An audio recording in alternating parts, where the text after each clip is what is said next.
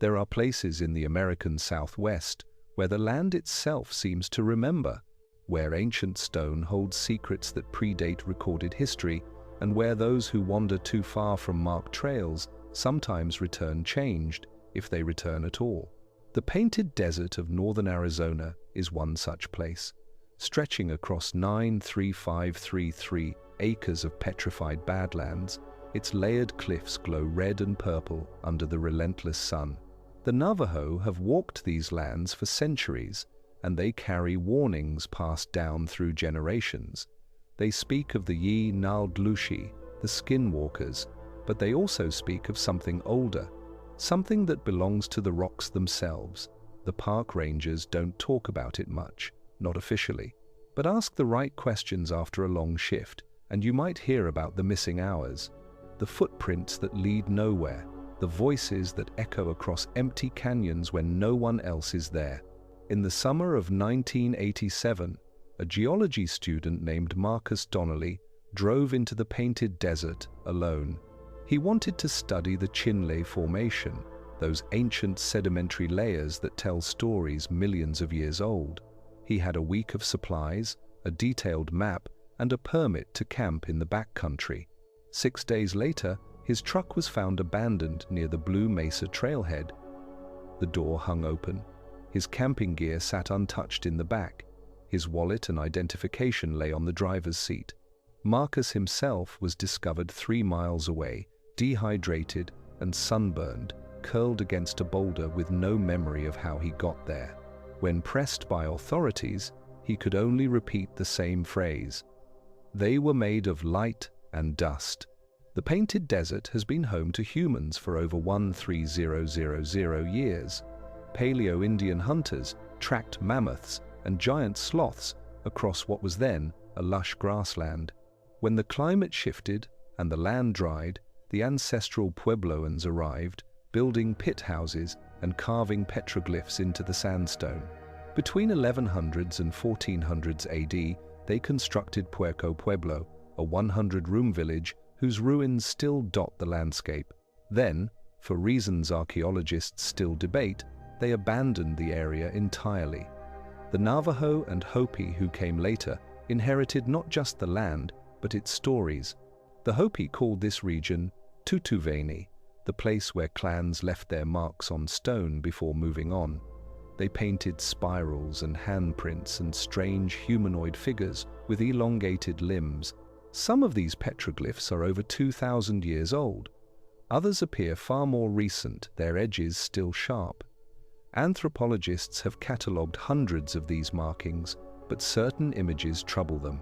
Figures that seem to shift position between photographs taken years apart, symbols that match no known cultural tradition. The Navajo approach the Painted Desert with caution. Their oral histories warn of places where the barrier between worlds grows thin, where beings that do not belong to this reality can slip through. They describe these entities as neither fully physical nor entirely spirit. Travelers who encounter them report a sensation of being watched, followed, studied. Time behaves strangely in their presence. Minutes stretch into hours, hours compress into moments. When Petrified Forest National Park was established in 1962, combining the Painted Desert with adjacent badlands, rangers began keeping incident reports. Most involved routine matters: tourists straying from trails, heat exhaustion, stolen petrified wood. But a subset of reports followed a different pattern. Hikers who insisted they had been gone only an hour, only to discover their watches showed 4 had passed. Campers who woke to find their tents moved 50 yards from where they had pitched them. Photographers whose cameras captured figures in the background that no one had seen at the time. The Park Service attributed these incidents to dehydration, heat stroke, and the disorienting effects of the desert. Reasonable explanations for unreasonable experiences, but the reports kept coming. In March of 1991, a couple from Flagstaff decided to explore the less-traveled northern sections of the park. Daniel and Patricia Moreno were experienced hikers, familiar with desert conditions. Daniel worked as a cartographer, someone who made maps for a living. He knew how to read terrain, how to navigate by landmarks and sun position. Patricia taught earth sciences at the local high school. Neither was prone to panic or confusion in outdoor settings. They left their vehicle at the Painted Desert Inn, a historic Pueblo-style building that serves as a visitor center, and headed toward the Lithodendron Wash. The plan was simple, a 5-mile loop that would take them through some of the most dramatic cliff formations in the park. They carried GPS units, topographic maps, and enough water for a full day. The morning was clear, visibility extending for miles across the Badlands. The first 2 hours passed without incident. They photographed the layered cliffs, noted unusual erosion patterns, and stopped to examine a cluster of petrified logs embedded in a hillside. These ancient trees, turned to stone over millions of years, were scattered throughout the park. Some measured over 100 feet long, their rings still visible in the crystallized wood. 3 hours into their hike, Patricia noticed something odd. The shadows were falling in the wrong direction. The sun appeared to be setting in the east. She pointed this out to Daniel, who immediately checked his position. He pulled out his compass and watched it spin uselessly, the needle rotating in slow circles, unable to find north. He tried his GPS unit. The screen showed an error message, "No satellites found." They decided to backtrack immediately, following their own footprints in the sandy soil. Daniel marked their position on his paper map, drawing a small X where he estimated they stood. They would later discover this X placed them 3 miles from where they actually were, in an area they had not visited. The prints led them to a narrow canyon they did not remember entering.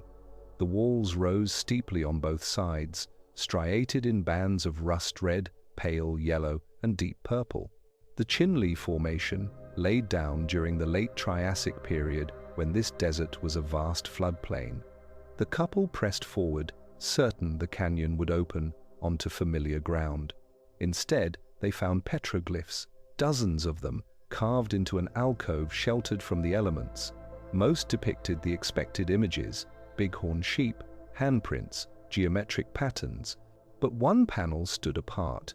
It showed humanoid figures, impossibly tall and thin, with elongated heads and limbs that seemed to fade into the rock itself. Below them, smaller human shapes appeared to be running or falling. Patricia later told investigators that she felt compelled to touch the carvings. The moment her fingers made contact with the stone, the air changed. It grew heavy, thick, as though pressure had suddenly increased. Daniel grabbed her wrist and pulled her back. That was when they heard the sound. It began as a low hum, barely audible, vibrating up through the ground. Then it shifted, modulating into something that resembled speech, but followed no recognizable linguistic structure. The sound seemed to come from everywhere and nowhere. From the rocks themselves, the couple ran. They abandoned their planned route and scrambled up a crumbling slope, heedless of loose stones and thorny vegetation. Patricia felt something brush past her shoulder, something cold despite the desert heat. Daniel heard footsteps behind them, heavy and deliberate, though when he glanced back he saw nothing but empty canyon. When they finally emerged onto higher ground, they could see the parking area in the distance. The Painted Desert Inn sat exactly where they had left it, its adobe walls warm in the afternoon light. It should have been a 15-minute walk from their position. According to their watches, 7 hours had passed since they entered the canyon. Daniel's watch showed 4:32 inches the afternoon. Patricia's showed 4:35. Both had been synchronized that morning. They checked the photographs on their cameras. The images showed their hike in sequence: the trailhead, the first overlook, the petrified logs. Then a gap. No photos existed of the canyon with the petroglyphs, though both remembered Patricia taking at least a dozen shots of the carvings. The memory cards simply skipped forward to images of them emerging from the slope, their faces pale and strained. Park rangers found them that evening, disoriented but physically unharmed. A search team was dispatched the next morning to locate the canyon and document the petroglyphs. The team included 2 experienced trackers, a park archaeologist and a geologist from the University of Arizona. They carried detailed topographic maps and GPS equipment that had been calibrated that morning. They found the general area the Morenos described. They found the Lithodendron Wash and several narrow side canyons branching off from the main drainage. They located the couple's footprints, still visible in the sandy soil, and followed them for nearly 2 miles.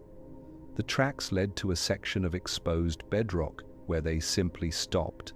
Beyond that point, there was no trace of where Daniel and Patricia had walked. The search team spread out, examining every canyon and alcove within a 3-mile radius. They found petroglyphs, dozens of panels featuring the typical imagery: spirals, handprints, animal figures. They did not find the alcove with the unusual carvings. They did not find tall, elongated figures or images of humans running or falling. Multiple searches over the following weeks yielded the same result. The canyon, if it existed, had vanished or had never been where the Morenos remembered it. The park archaeologist, a woman named Dr. Helen Ortiz, spent considerable time trying to locate the site. She had documented rock art throughout the Southwest for over 20 years. She knew every major panel in petrified forest. The images the Morenos described did not match any she had recorded. More troubling, the couple's description was too detailed, too specific to be a simple fabrication or misremembering. They had both sketched the petroglyphs from memory. The sketches matched each other almost perfectly. This was not the first time something like this had happened. In 1978, a ranger named William Ketchum reported encountering a formation he could not relocate. Ketchum had been conducting a wildlife survey in the Tepees area, a region named for its distinctive conical clay hills. He described following a desert tortoise into a shallow draw and discovering a series of natural arches, delicate bridges of sandstone connecting one hill to another. He took photographs. He marked the location on his map. When he returned 3 days later with a colleague, the arches were gone. The draws showed no evidence they had ever existed. Ketchum filed a report, but faced skepticism from his superiors. He was a 20-year veteran of the Park Service, known for his meticulous record-keeping. His photographs showed the arches clearly. Geologists who examined them noted that the stone appeared to be Moenkopi Formation, a reddish-brown mudstone common in the area. Wind and water could theoretically carve such structures, but they would take thousands of years to form and would not simply disappear. Ketchum became obsessed with finding the arches again. He spent his off-duty hours hiking the tepees, mapping every square foot. His colleagues grew concerned. His wife urged him to let it go, but Ketchum was certain the arches were still there, somehow hidden or accessible only under specific conditions. On a cool morning in October 1979, Ketchum radioed dispatch to say he was heading into the backcountry one more time. He promised to check in by noon. His voice on the radio was calm, determined. He told the dispatcher he had a theory about the arches, something to do with light angles and seasonal changes. He wanted to test it before winter arrived. When he failed to make contact, a search was launched immediately. Park protocol required rangers to check in every 2 hours when working alone in remote areas. Ketchum had been meticulous about following protocol throughout his career. His silence set off alarms. They found his truck parked at the teepee's overlook, exactly where he said it would be. His pack sat on the passenger seat, fully loaded with supplies he never took with him. Water bottles, emergency rations, a first aid kit, all untouched. His service weapon remained locked in the glove compartment. Footprints led away from the vehicle, heading northeast into the Badlands. The tracks were clear in the soft earth, showing a steady walking pace, no sign of running or stumbling. The tracks continued for roughly 2 miles, winding between the cone-shaped hills. The search team followed them carefully, photographing each print, looking for any indication of where Ketchum might have gone. The trail led through a narrow gap between 2 teepees, across a flat expanse of exposed mudstone, and then to a section of bare rock where the tracks simply terminated. There was no indication Ketchum had turned around or changed direction. The print simply ended, mid-stride, as though he had been plucked from the earth. The search team examined the rock surface for hours.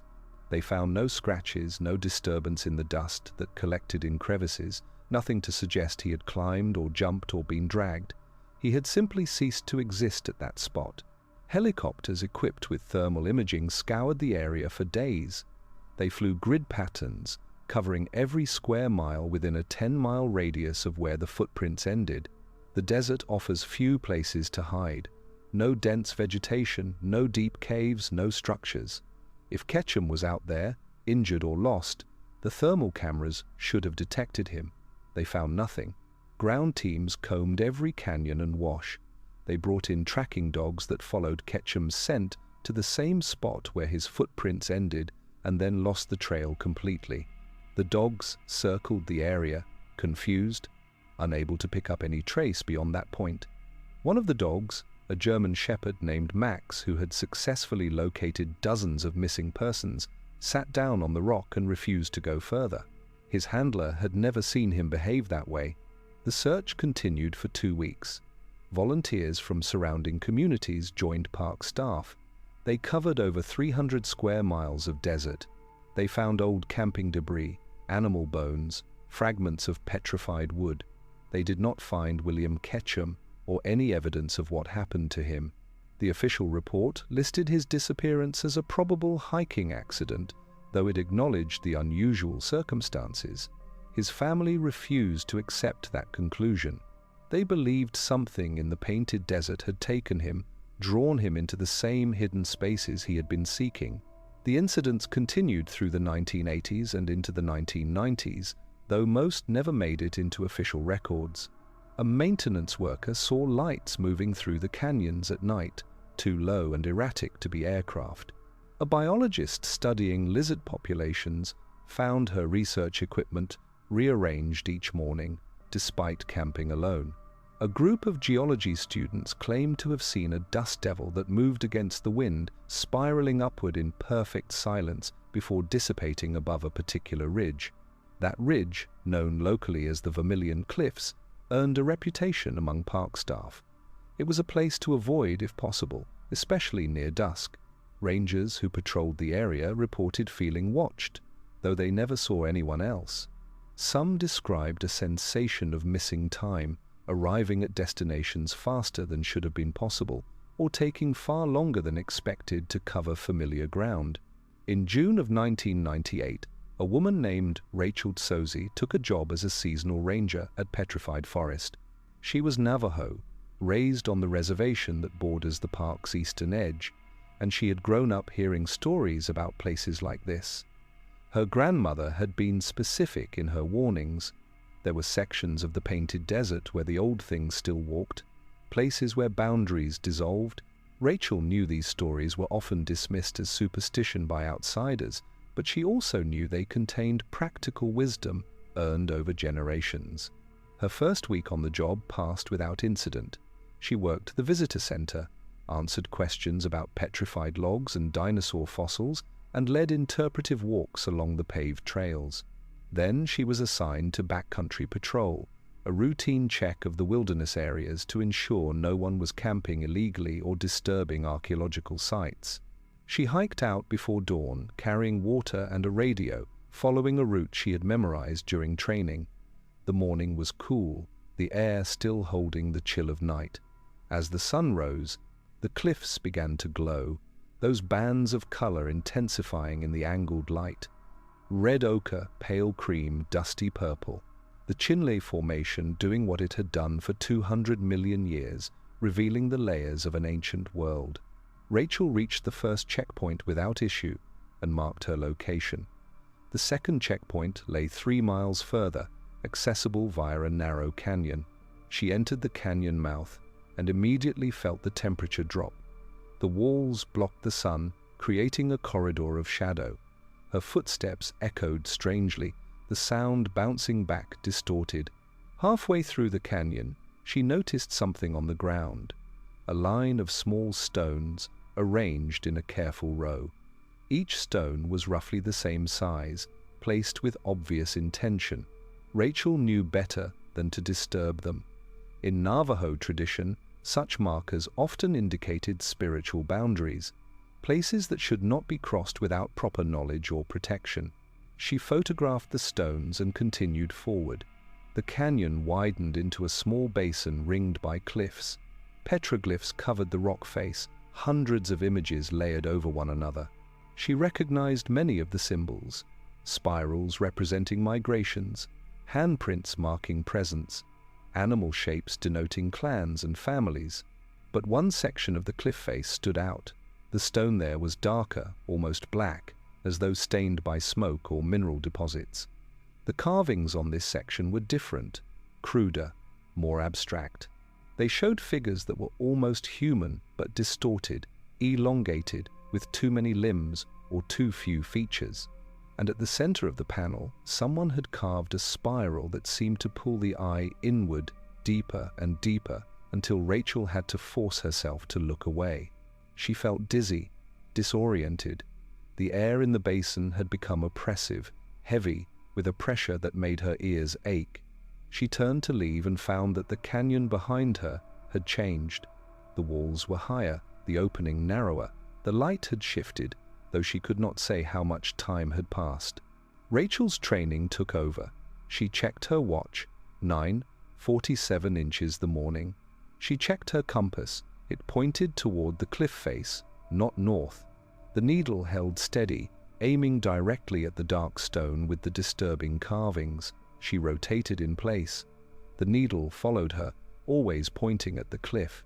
She reached for her radio to call in her position, but the device produced only static, a harsh crackling that rose and fell in rhythms that felt almost deliberate. She adjusted the frequency, tried different channels.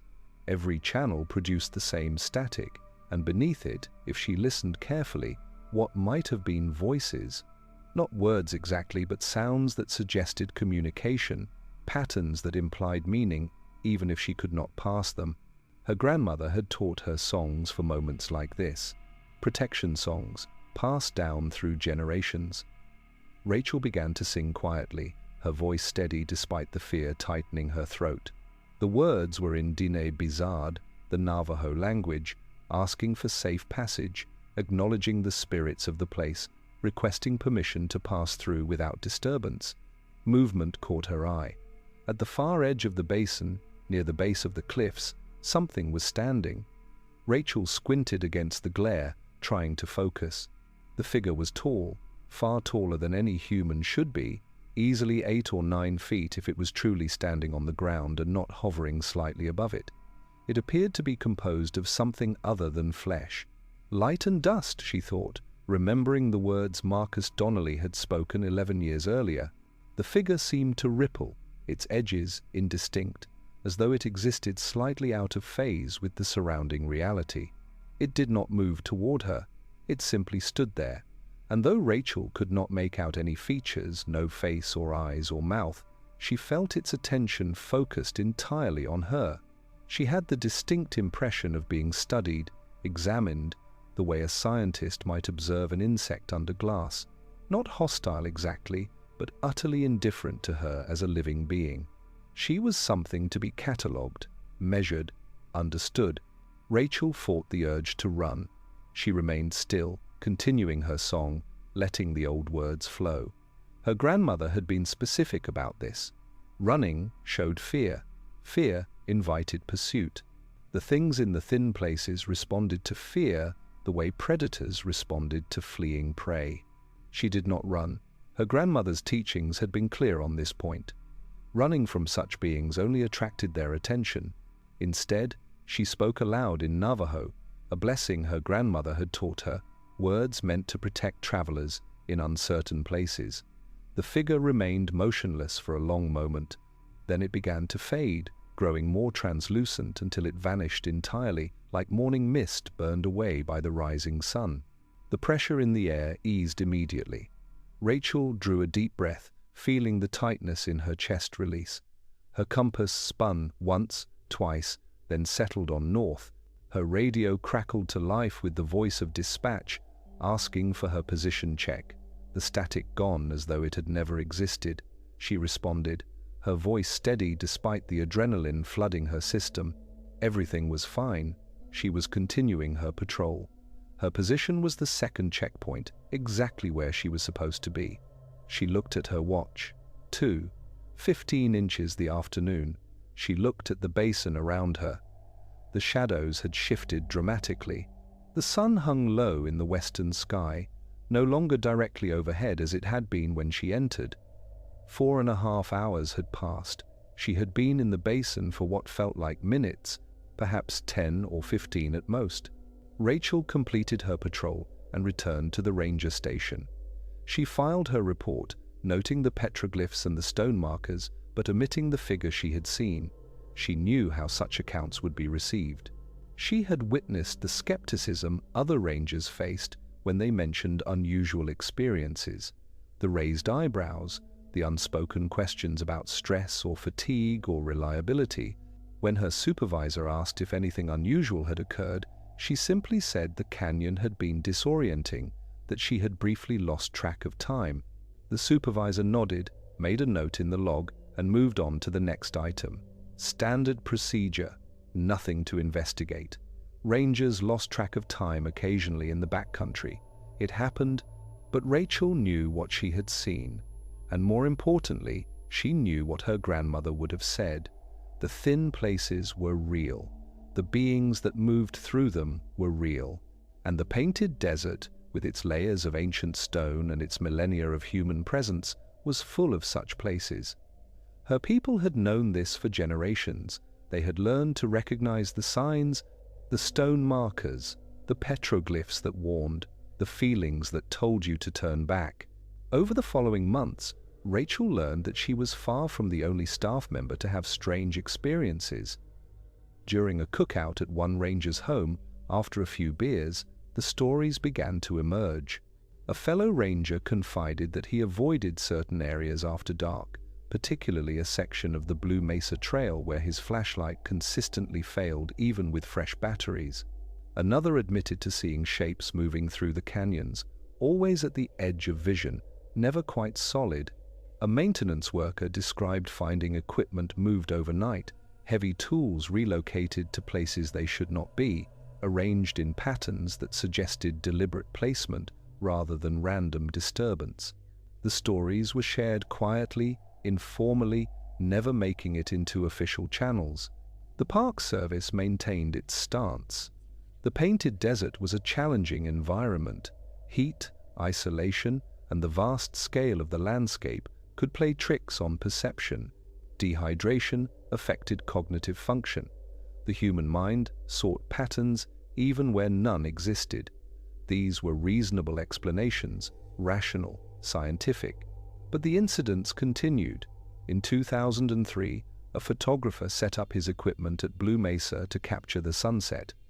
He triggered his camera remotely, taking a series of time-lapse images over 2 hours. When he reviewed the photographs later, one frame showed a figure standing on the ridge behind him, tall, indistinct, watching. He had been alone the entire time. In 2007, a family hiking the Puerco Pueblo Trail reported that their young daughter had wandered off the path. They had been examining the Pueblo ruins, reading the interpretive signs about the ancestral Puebloans who had lived there between 1250 and 1380 AD. The father turned around to discover his 5-year-old daughter was no longer beside him. Panic set in immediately. The desert is unforgiving to small children. Dehydration can set in within hours. The family began searching, calling her name, retracing their steps. They found her 10 minutes later, sitting in the ruins of one of the ancient rooms, perfectly calm, playing with something in the dirt. When her parents asked where she had been, she looked up with a confused expression. She had been right there the whole time, she said. She had been talking to the tall people, the ones made of light. They had shown her things, she said. Pictures in the rocks, stories about the people who used to live here. She described their voices as sounding like wind through stone, soft and rushing and somehow comforting. Her parents, relieved to find her safe, attributed the story to childhood imagination. But the girl continued to insist, with the certainty only children possess, that the tall people were real. She drew pictures of them later that evening back at their hotel. Elongated figures with indistinct features, surrounded by geometric patterns that resembled the petroglyphs throughout the park. Her mother kept the drawings. Years later, she would show them to a researcher studying the painted desert phenomena. The researcher noted that the patterns the child had drawn matched specific petroglyphs located in restricted areas of the park, panels the family had never visited and the child would have had no way of seeing. In 2012, a group of artists visited the park to paint the landscape. One of them set up her easel in a remote area, seeking solitude. When she returned to her car hours later, she discovered her canvas had been altered. Someone or something had added figures to her painting, rendered in a style completely different from her own. Elongated humanoid shapes, barely visible, woven into the background of the cliffs. Theories about the painted desert's strangeness vary widely. Some point to electromagnetic anomalies. The region sits near significant geological fault lines, and certain minerals in the Chinle Formation could theoretically affect compass readings or create localized field distortions. Others suggest infrasound, low-frequency vibrations that occur naturally in some canyon systems and are known to cause feelings of unease, hallucinations, and temporal disorientation. The Navajo have their own explanations, rooted in a worldview that does not separate the physical from the spiritual. They speak of places where the fourth world and the fifth world overlap, where beings from previous creations still linger. The Yi-Naldlushi, skinwalkers, are one type of entity, but there are others, older and stranger, tied to the land itself rather than to human transformation. Some researchers have noted similarities between the painted desert phenomena and reports from other locations around the world. The Hessdalen lights in Norway, the Min Min lights of Australia, the Marfa lights of Texas, all occur in remote areas with unusual geology, all involve unexplained aerial phenomena and missing time, all have resisted conventional explanation despite extensive study. What makes the painted desert unique is the consistency of the encounters. The figures are always described the same way, tall, thin, composed of light or mist or dust. They do not speak in any language witnesses recognize. They do not approach directly. They observe. And those who see them often lose time, sometimes minutes, sometimes hours. The petroglyphs add another layer of mystery. Archaeological surveys have documented over 600 rock art sites within the park boundaries. Most date to the ancestral Puebloan period, between 650 and 2,000 years ago. But scattered among these ancient images are carvings that appear to be much older, created with techniques that predate known cultures in the region. And a small number seem to be recent, though no one has ever been caught creating them. One panel, discovered in 2015 by a team from Northern Arizona University, shows a timeline of sorts. Human figures of normal proportions, followed by increasingly elongated beings, followed by spirals and abstract symbols. Archaeologists studying the panel noted that the carving style shifted partway through, becoming more precise, almost mechanical, as though different hands or different minds had worked on the same surface. The university team spent 3 weeks documenting the site. On the final day of their fieldwork, the lead archaeologist, Dr. Sarah Westmont, stayed late to take additional photographs. She was alone, her colleagues having returned to base camp. As the sun set and the light faded, she became aware of a presence behind her. She turned and saw nothing, but the feeling intensified, a sensation of being studied by something intensely curious and completely inhuman. Dr. Westmont packed her equipment and left quickly. She did not mention the experience in her official report, but she spoke about it years later in an interview with a paranormal research group. She described feeling as though she had intruded on something, violated a boundary she had not known existed, and she admitted that she never returned to that specific site, despite its archaeological significance. The National Park Service continues to monitor reports of unusual phenomena, though these are typically filed under incident categories like disorientation or wildlife encounter. Rangers are trained to assist visitors experiencing heat-related distress or confusion. They are not trained to discuss entities made of light and dust, but among the staff, the stories circulate. The new hires are warned informally about areas to avoid, about the signs that suggest a place might be one of the thin spots. Stone markers arranged in patterns, petroglyphs that feel wrong, a sudden drop in temperature, the sensation of being watched when no one else is near, and the disappearances continue, though rarely. William Ketchum remains the most well-documented case, but he is not the only one. Every few years, someone ventures into the backcountry and fails to return. Search teams find vehicles, equipment, sometimes footprints that lead nowhere. The missing are usually alone, often experienced hikers who knew the risks of the desert. Some vanish completely. Others, like Marcus Donnelly, reappear with gaps in their memory and stories they struggle to articulate. They speak of time behaving strangely, of landscapes that shift and change, of beings that watch from the shadows, patient and ancient and utterly alien. The Painted Desert remains one of the most visited national parks in the American Southwest. Tourists come for the petrified logs, the prehistoric fossils, the stunning vistas. They walk the paved trails and take photographs, and leave with memories of a beautiful, harsh landscape that has endured for millions of years. Most never see anything unusual.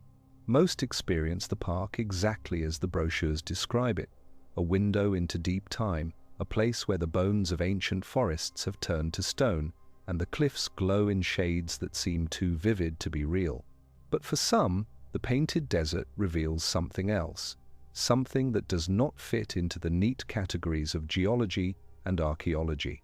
Something that suggests the land remembers not just the physical past, but other histories, other presences. The Navajo still avoid certain areas. The park rangers still share their stories quietly among themselves. And every so often, someone hiking alone in the backcountry will look up and see a figure on a distant ridge, tall and thin, and made of something that is not quite substance, watching, waiting. What are they? No one can say with certainty. Interdimensional beings slipping through geological weak points, remnants of earlier civilizations preserved somehow in the stone, manifestations of the land's own memory given form by forces we do not yet understand? The questions remain unanswered. The Painted Desert keeps its secrets, layer upon layer, like the ancient sediments that form its cliffs. And perhaps that is how it should be. Some mysteries resist explanation not because we lack sufficient data, but because they exist at the boundaries of what human perception can encompass. If you find yourself in the Painted Desert, stay on the marked trails, carry plenty of water, watch for heat exposure, and if you venture into the backcountry, pay attention to the warnings. The stone markers placed with obvious intention, the petroglyphs that seem wrong somehow, the sudden silences, the feeling of being watched, because in those moments, you may be standing in one of the thin places, and what watches you from the rocks may be older than human memory, patient as stone, waiting for the boundaries to dissolve just enough for a glimpse across. The desert does not forget, and neither do those who walk its hidden paths and return changed, carrying stories they can barely believe themselves. Stories of time that moves wrong and figures made of light and canyons that vanish and reappear according to rules we have yet to learn. What do you think happens in those missing hours? What do the tall figures want, if they want anything at all? Have you ever felt the sensation of being watched in wild places or lost time you cannot account for? The comment section is open. Share your thoughts, share your experiences. And if you enjoyed this journey into the strange corners of the American Southwest, consider subscribing to the channel. There are more mysteries waiting to be told, more thin places where reality grows uncertain, and the ordinary rules stop applying. Until then, walk carefully, stay aware, and remember that some places hold more than just history. They hold presences, ancient and patient, that have always been there and may always remain, watching from the painted cliffs as the centuries turn to dust.